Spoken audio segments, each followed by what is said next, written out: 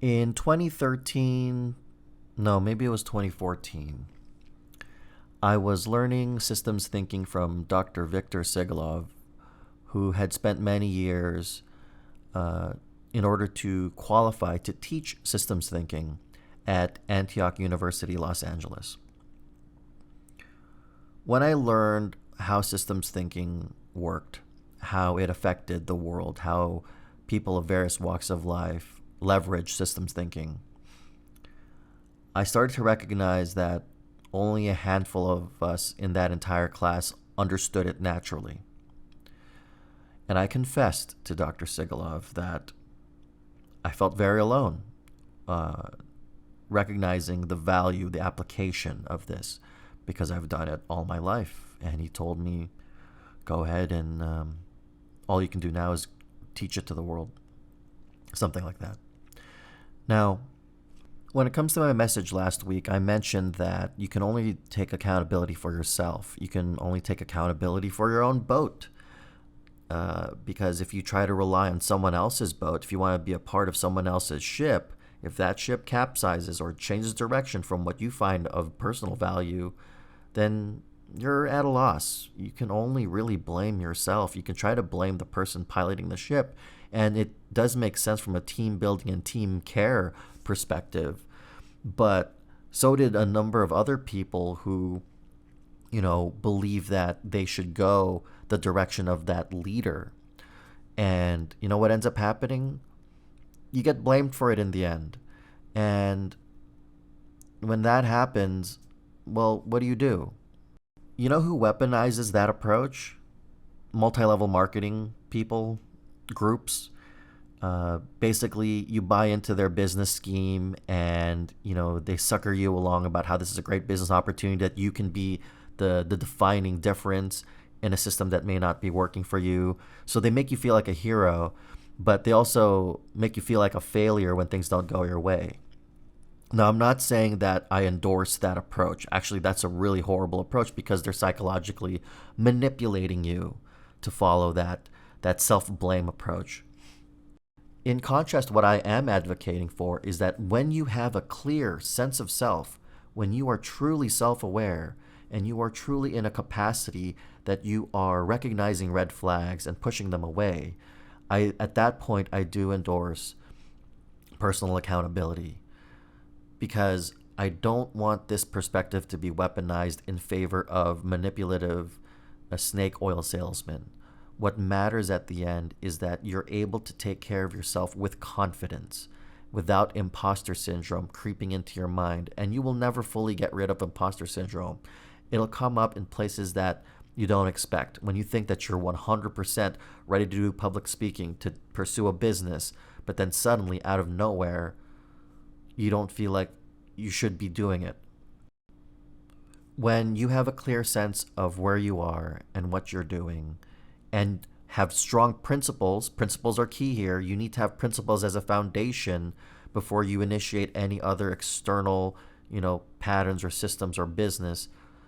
When you have that clear with yourself, I can tell you it's okay to be alone. And I'm not saying be alone in terms of like don't have a, intimate partner, don't have a pet or something. What I mean by being alone is you don't need anyone to validate you. Sure, some people need it, but they need to be doing it in moderation, that it doesn't overwhelm their sense of self, that they don't lose control of being able to make proper decisions, that they're able to, take a pause and be able to think about things. And as I'm saying this, it can be a tough daily pill to swallow at times, because you can feel extremely alone, that no one understands you, that there's no one to spend time with, there's no one that you feel that you can 100% trust with your thoughts and feelings. But that's why I endorse everyone getting into the habit of learning and doing and being more, whether that means just take a brief walk around your neighborhood if it's safe.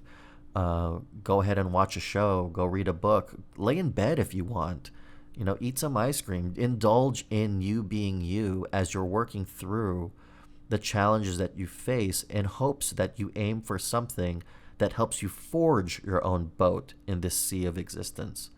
I mean, hell, do you know what I'm not doing enough? I'm not going to the Vegas shows that are nearby, and it's just right there. I can spend time with friends here and there, they're accessible, but the things that I take for granted are all around me. Expanding the self, learning to be more humble in some ways, and learning to just enrich yourself in other ways. But going back to the heart of it, the foundation that you need in order to be okay with being alone in a crowd is when you have strong principles that you believe in, principles that you've experimented with, validated in a way that is valuable to yourself, that is not agreed upon by society necessarily, that society finds value in, that there's this overlap between the personal principles that you've forged for yourself, that overlap with the principles that society admires. When you find your journey to that point, that mountaintop, it's okay. It's okay to be you. Because remember, whether or not you want to make an impact on this world, there was no one before Gandhi that was Gandhi. There was no Jesus before there was Jesus. There was no Mark Zuckerberg before there was Mark Zuckerberg.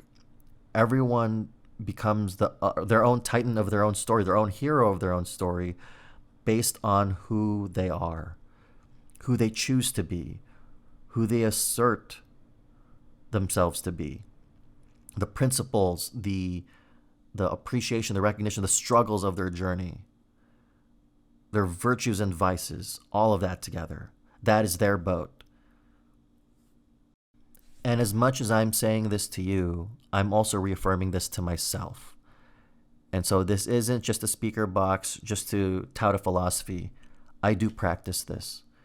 And there are times when I still need to rediscover this on a daily basis, to look at this crystal at its various different facets. And I do believe each person, if they spend the time to do it, can find great value in the matrices of their own self. And when you see the colorful kaleidoscope of your own existence, you can recognize the type of tribe that you're looking for if you are looking for others who share your approach to things. And it may not be constant, it may not be a friendship circle, but when you find your people, you'll have that eternal peace within a moment. And those are the precious times that I care about. And that's what works for me. And if you're listening, maybe it works for you too.